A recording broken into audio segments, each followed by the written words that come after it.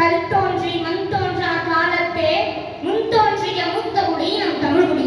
அத்தகைய சிறப்பு மிக்க என் அன்னை தமிழே, முதலில் உம்மை வணங்கி மேலும் இவ்விழாவிற்கு சிறப்பு விருந்தினர்களாக வருகை புரிந்திருக்கும் அத்துணை அறிவு சுடர்களுக்கும் இந்த மூன்றெழுத்து உரிமைக்காரரின் வணக்கத்தை தெரிவித்துக் கொண்டு, தேடி சோர் உகந்தென்று பல சின்னஞ்சிறு கதைகள் பேசி மனம் வாடி துன்பமிக உழன்று பிறர் வாட பல செயல்கள் செய்து நரை கூடி கிழ பருவம் மீறி கொடுங்கூற்றுக்கிற என பின்னாயும் பல வேடிக்கை மனிதரை போல் நான் வீழ்வேன் என்று நினைத்தாயோ என்ற வீர வரிகளை நம் மகாகவி பாரதியார் கலை இலக்கியம் என்ற பின் முப்பெரும் விழாவில் நினைவில் கொண்டு, வண்ணச் சிறகடிக்கும் வானம் பாடி பறவைகளே, வண்ணச் சிறகடிக்கும் வானம் பாடி பறவைகளே, என்ன கருவூலத்தை எழிலாக தருபவர்களே, கலை என்னும் கடலில் மூழ்கி கரையேறும் சிற்பிகளே, கலை என்னும் கடலில் மூழ்கி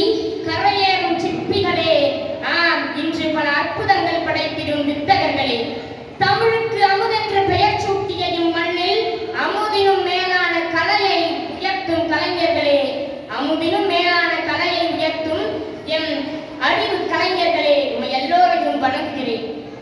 காலத்தின் சுவடுகளை காவியமாய் மாற்றுபவர்களே, காலத்தின் சுவடுகளை காவியமாய் மாற்றுபவர்களே, மேடையில் ஏறி மேதமை காட்டும் அத்தகைய வித்தகர்களுக்கு நாடெல்லாம் போற்றிடும் விருதுகளை வழங்கும் பொன்னாள் இது. நாடெல்லாம் போற்றிடும் விருதுகளை வழங்கும் பொன்னாள் இது. கலையின் ஒளி சுடரை மேலே ஏற்றி வைத்து உழைப்பின் வியர்வைக்கு வைரமுடி சூட்டிடவே தொடக்கத்தின் இன்சொல்லோடு மங்களமாய் அனைவரையும் வணங்கி மகிழ்கிறேன். ஒரு கலைஞருக்கு விருது வழங்குவது என்பது வெறும் பொன்னோ பொருளோ அல்ல, வெறும் பொன்னோ பொருளோ அல்ல. அது உன் உழைப்பிற்கு வரலாறு அளிக்கக்கூடிய சிறந்த அஞ்சலி. என் அன்பிற்கினியவர்களே, நம் முன்னோர்கள் கலையையும் இலக்கியத்தையும் தனித்தனியாக பிரித்து பார்க்கவில்லை. இவை இரண்டும் ஒரு நாணயத்தினுடைய இரண்டு பக்கங்கள்.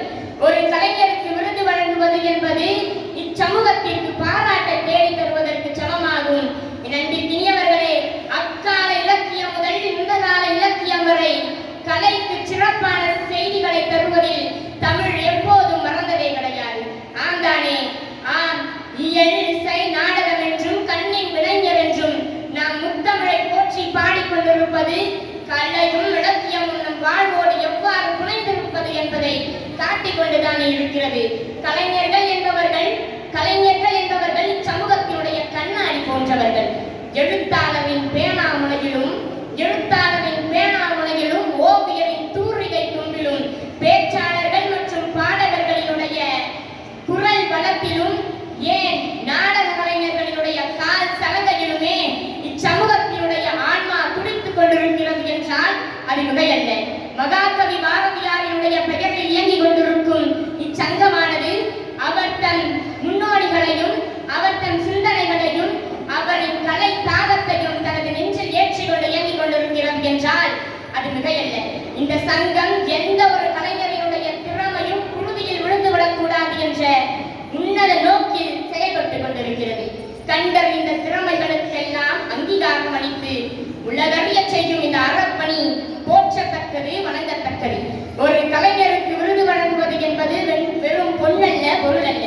அது அவர்களின் உழைப்பிற்கும் அர்ப்பணிப்பிற்கும் தூங்காத இரவுகளுக்கும் அளிக்கக்கூடிய சிறந்த அங்கீகாரம் என்றால் அதை நாம் மறக்கக்கூடாது. என் அன்பிற்கினியவர்களே, எங்கு ஒரு கலைஞர் பாராட்டப்படுகிறாரோ அச்சமூகத்தில் மனித நேயமும் பண்பாடும் செழித்தோங்கும் என்று அனைவரும் கூறியிருக்கிறார்கள் தானே. ஆகவே இத்தகைய கலைஞர்களினுடைய பணி மேலும் சிறக்கவும் இவர்களின் வழியில் நாளை தலைமுறைக்கும் கடத்தப்படவும் இந்த விருதுகள் ஒரு மருந்தாக இருக்குமேயானால், ஒரு ஊக்க மருந்தாக இருக்குமேயானால் அதில் எந்த ஐயமும் கிடையாது. இத்தகைய சிறப்பு மிக்க நிகழ்வில் இந்த மூன்றெழுத்து உரிமைக்காரையும் பரிசு பெறுவதும் விருது பெறுவதில் பெருமிதம் கொள்கிறேன். இறுதியாக ஒன்றை மட்டும் கூறிக்கொண்டு நான் கடந்து செல்கிறேன். நம் திறமையை விட உன் விடாமுயற்சியே உன்னை எந்த உயரத்திற்கும் கொண்டு செல்லும். உன் விடாமுயற்சியையும் உன் உழைப்பையும் கொடு. என் அன்பு சமூகமே, காலம் அதற்கான வெற்றியை தானாக கையில் வந்து கொடுக்கும். இதோ நான் பெறுகின்ற விருதினை போன்று என கூறிக்கொண்டு வாய்ப்பளித்த